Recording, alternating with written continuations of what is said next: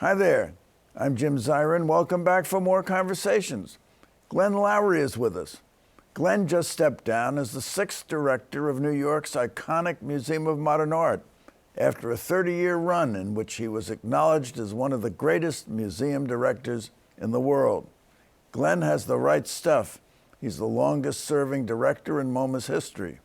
MoMA's first director, Alfred Barr, conceived of the museum as a destination which would constantly update its collection. One of the highest-profile museums in the world, MoMA attracted as many as 100,000 visitors this past month.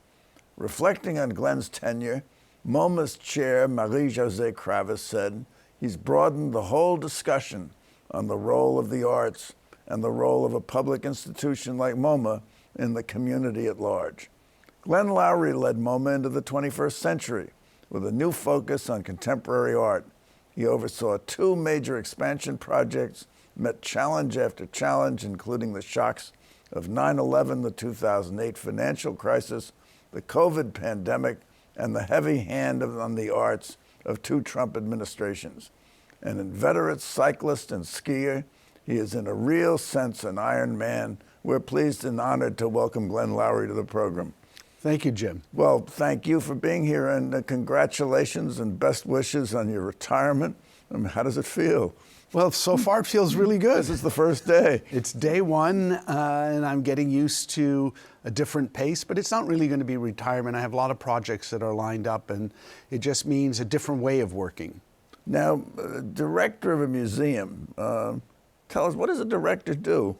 It's a great question. The way I understood it, it was a little bit of everything. Strategic thinking, trying to look out over the horizon and understand what the critical issues are going to be that we need to address. It's working with artists, it's working with curators, it's working with trustees, it's working with educators, and in a way it's trying to provide a sense of direction, a vision for an institution that is constantly in motion. And what I loved about being a director was that no day was the same. After 30 years, it was still different every day I went into the office. So there was no typical day at the office? Well, a typical day was an atypical day. No, the reality was that some days it was very much focused on managerial questions. Other days it was all about art or exhibitions or long-term programming, or during certain moments about architecture and design, but it was always different. And what I like about that sense of differentness is that you have to use your brain all the time. There's no coasting in a job like this. So it's not like downhill skiing? Well, in downhill skiing, gravity does all the work. I wish it were as simple running a museum. So you run against gravity often in a museum? I think you have to be gravity-defying, but you also need a parachute. Right. So what is the nearest analogy to a museum director? Are you a master chef? Are you a CEO? Are you a deus ex machina? What is a director most like? I suspect a director is not that different from a conductor.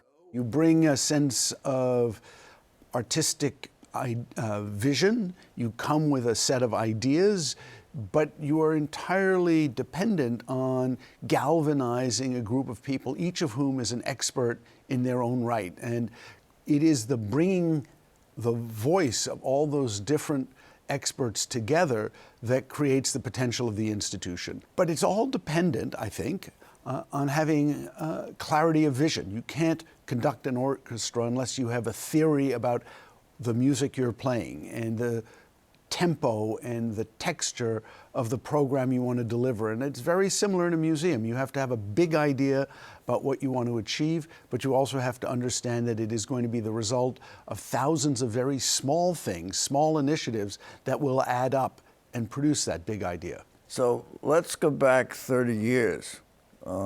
Your experience was really you were a scholar in Islamic art. You'd run a museum in Ontario, small museum, smaller than MoMA. What was the big idea that you formulated as you approached your duties? And was your background a plus or a minus? Well, I hope my background was a plus. And the museum in Toronto, the Art Gallery of Ontario, is actually about the size of MoMA. It was a provincial museum, which meant it was funded in large part by the government.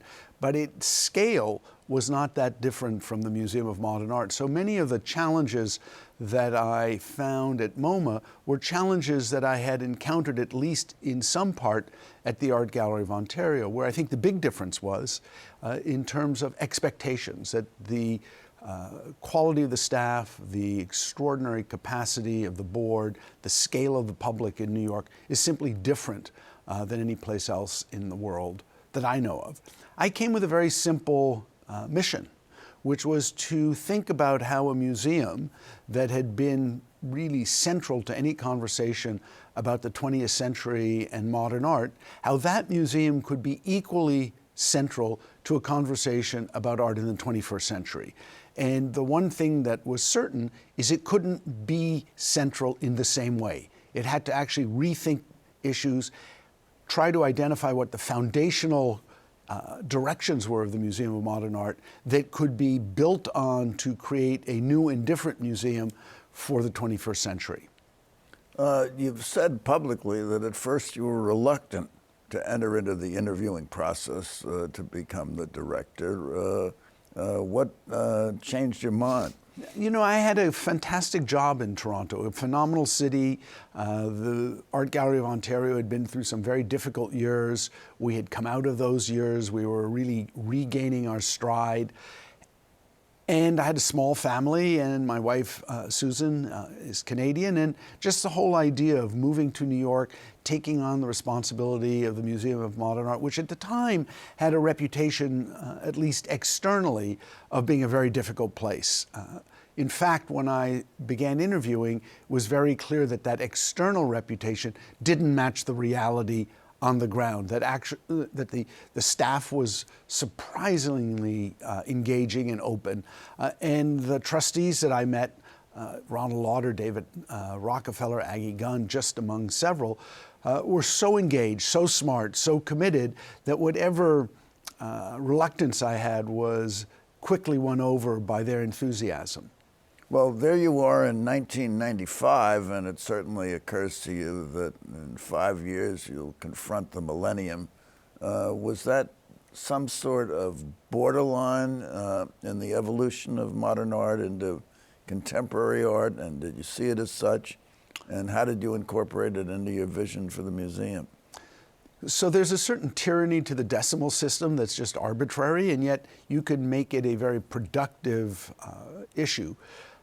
I thought that for the museum to succeed in the 21st century, it needed to completely rethink the relationship of departments to each other, the relationship of media to each other. So we're organized in a rather straightforward way by medium: painting and sculpture, architecture and design, photography, film, drawings, prints, and so on.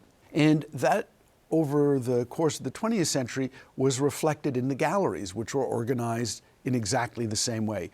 But by the end of the 20th century, it made no sense. That's not how artists worked. That's not how our public perceived art. We had to find a way to really think holistically, to bring the parts back together in a new and different way. And so I thought, well, with the millennium, it offered us an opportunity to do a series of exhibitions that could take us out of our comfort zone, where we could actually make mistakes without it being cataclysmic, where we could talk about change and do some things that we hadn't done or hadn't done in decades by working across departments, by working in teams, by thinking about different types of exhibitions that weren't strictly or rigidly chronological, or that weren't focused on a specific movement, but that asked more thematic or complex questions. So MoMA 2000 became a cycle of exhibitions that were an experiment, and we were very clear that this is not necessarily where we were going to end up, but to get wherever we were going, we had to try some new initiatives. So to that degree, the millennium was a very positive catalyst for galvanizing everyone on the staff to start taking risks and doing some different kinds of exhibitions. Well, one thinks of an experiment as an exercise that tries to prove something. Was there something you were trying to prove in the experimentation? Well, I think of an experiment as an exercise that tries to teach something from which you learn. I wasn't trying to prove that the past was bad or that the future would be better. What I was interested in was creating a context in which we could be self-critical, where we could challenge ourselves about what we had done, and where we could learn how to perform, if you wish, a different kind of working relationship. So the theory was, if you wish, the underlying hypothesis was that the museum of the 21st century had to be different in kind from the museum of the 20th century, and that it had to be a far more integrated, holistic experience that looked at the collection through a different lens. And so the experiment was to see whether a group of extraordinarily talented curators who had worked in a very siloed way could in fact work in a far more lateral, what I would call a more integrated way. And as an experiment, there were moments of enormous success. There were clearly areas that needed further work. But I don't think that the museum that's there today in 2025 could have been created without these earlier initiatives. And how does the director accomplish that? Do you bring all the curators together in the same room and say, look, we're now going to integrate and we're going to all work together toward finding something new? Well, I was very lucky that when I arrived at the museum, there was a very clearly stated desire on the part of the chief curators, the department heads.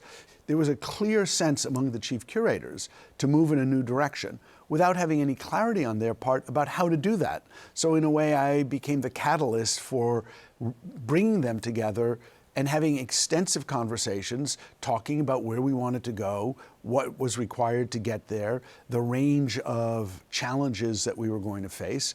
We did it through retreats, we did it through weekly lunches, but we spent a lot of time talking to each other, arguing with each other, debating each other, and then taking baby steps and eventually big steps to see whether or not we could push ourselves out of our comfort zone and think about presenting the collection in new and different ways that were far more, I hope, emotionally engaging and intellectually rewarding. Were you thinking about different forms of art that hadn't been focused on before at MoMA? Film, media, performance art, sculpture, other directions in sculpture that were contemporary, were new? Well, I was largely thinking about the way in which all of these different forms of artistic expression, whether it was painting, sculpture, video, performance, architecture, design, needed to be seen equally. That over the previous decades at the museum, a kind of hierarchy had been achieved or arrived at or developed, and that hierarchy saw painting and sculpture at the pinnacle and other art forms below it. And I came in with the gambit that we can't think that way. We have to think about everything being of equal importance and value, and that we needed to begin to experiment with what happens when a photograph and a painting encounter each other. What happens when performance is in the same space as architecture and design? What happens when we see film in the galleries as opposed to in a theater? And there were really difficult moments. We had, there's still one of my favorite installations that John Elderfield, a brilliant curator, did, which put a photograph of a bather by Renke Dijkstra next to Cézanne's Bather, one of the most hallowed paintings in our collection.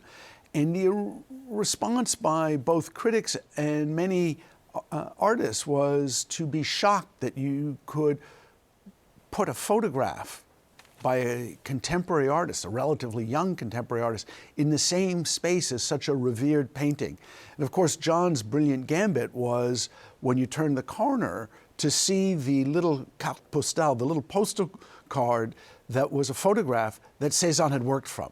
So Cézanne's great painting was actually not painted from life, it was painted from a photograph. And so there was always built into many of the most important paintings a dialogue with photography, even at the end of the 19th century, not to mention today. So by beginning to unpack that, we were able to, I think, create new lineages, new relationships, and at the same time, to begin addressing other questions, which included different geographies that had not been well represented at the museum before, outside the European and North American axis, focusing on women who have made great art, but perhaps not well represented yet in the museum, or African American artists who were only episodically looked at the museum, but whose legacy to the history of American art is so profound and important. So it was both thinking differently about the kinds of exhibitions we wanted to do,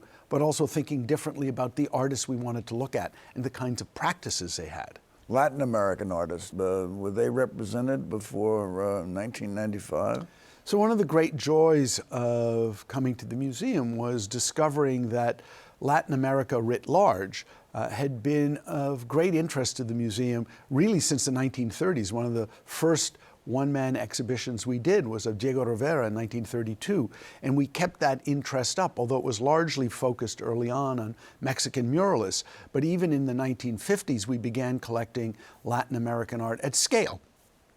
But by the time I arrived in the 90s, that had started to taper off, and in any event, the work that we had acquired during the 50s and 60s and 70s was all of a certain ilk, very figurative, some of it politically oriented, but didn't represent the breadth and complexity of what was going on in Latin America. So that was fertile territory that when I met Patty Cisneros, one of our great trustees, but even more importantly, one of the greatest collectors of Latin American art ever, it was a kind of moment of joy for me, knowing that there was going to be at least one trustee who would champion a part of the world that I thought was so important to the museum. Now, you mentioned political art. Was much of the Latin American art political?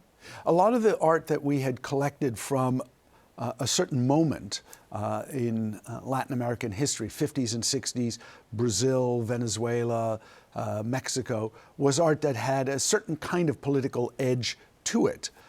And that was fine, and that certainly represented an important direction. And as you know, there were many revolutions, many social movements that were important to the creation of a Latin American imaginary, the idea of a Latin America that we might understand. But there were also artists working outside of those traditions that were virtually not represented at the museum, particularly artists working in abstract languages. Now, how many objects have there been in the museum collection over the time of your tenure?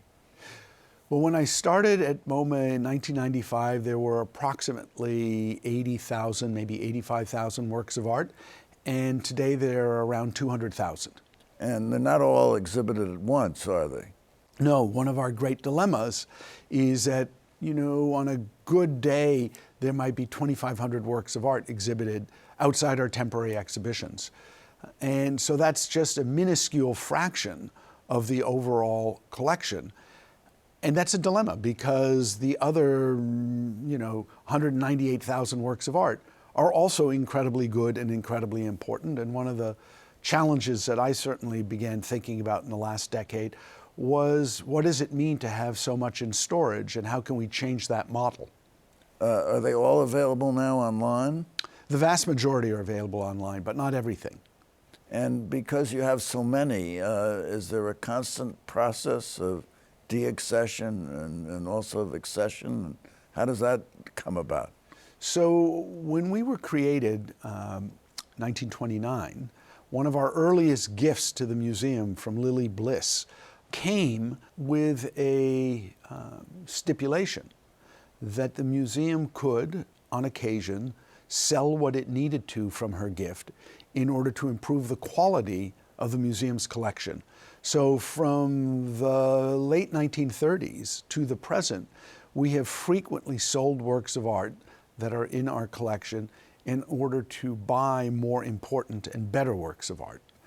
And that is an ongoing process. The founding director of the museum, Alfred Barr, called it metabolic, that the idea of the collection being self-renewing, that over time, as the museum advanced in history and needed less and less of its past to explain its present, it would in fact sell those works of art or trade those works of art that were no longer essential to that story in order to buy new works of art that could advance the story into the future. you mentioned space before. Does space become a major factor in the display of art or the exhibition of art? In other words, if you took one of your great paintings, Van Gogh's Starry Night or Demoiselle d'Avignon, or Picasso, and you put it in another museum, in another space, in Yankee Stadium, would it make a difference?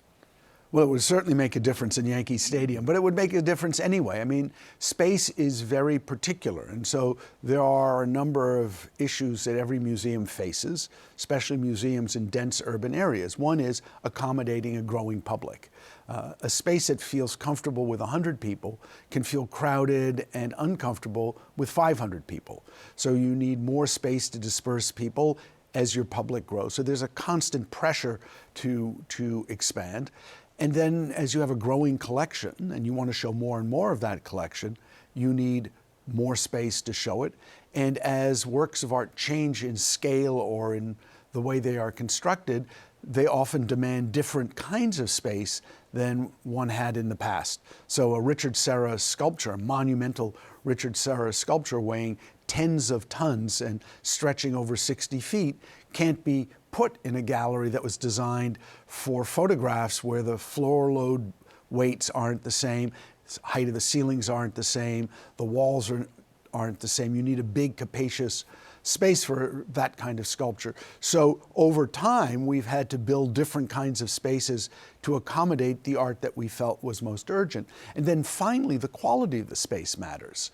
That you can have undistinguished space, and Starry Night will still be an extraordinary painting, but maybe it won't be as impactful as a Starry Night would be in a beautifully calibrated space with finely detailed walls where the lighting was exactly the way you wanted it to be so that it was subtle and not evident, where the acoustics of the space had been carefully thought out so it was not too loud but it wasn't too quiet. All of these dimensions, these experiential dimensions, impact the way a work of art is perceived. In its home at MoMA.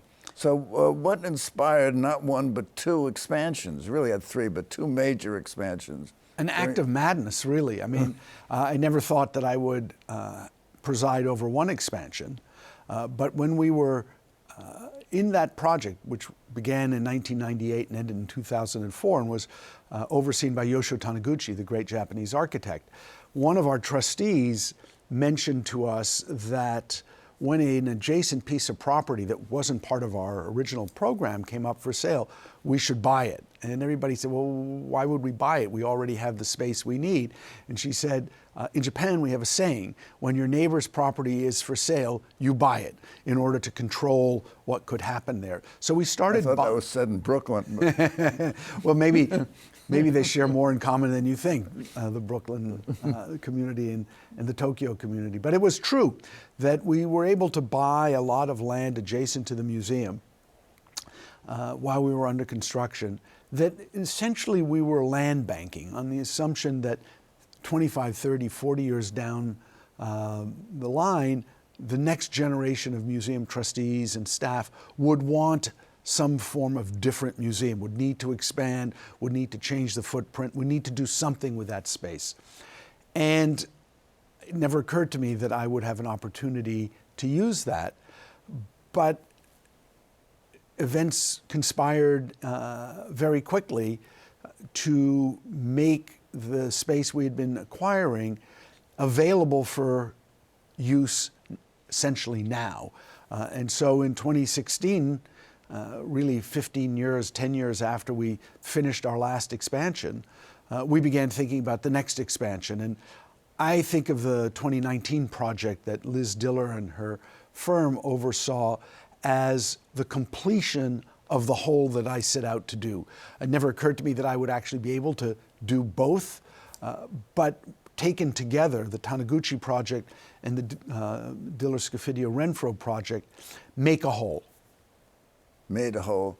So let me ask you this question, because we've come to the end of our time.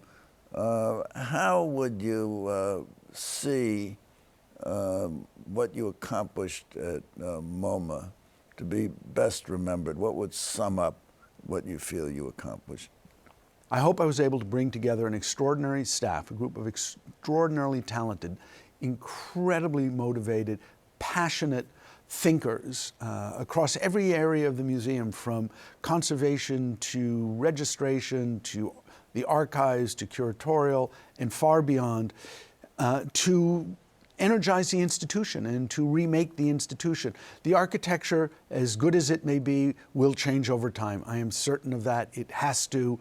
The Museum of Modern Art is a museum in process. The collection will expand, contract, change. All of that will be utterly essential to the museum. But what I hope my legacy is having built an incredible staff that has no peer in the world. No peer in the world. That sums up Glenn Lowry. And thank you so much for coming by. Thank you for coming by. Tune in next week for more conversations. I'm Jim Zirin. Take care, be well, and all the best. And please download the CUNY TV app so that you can see this program and other programs while you're on the road. All the best.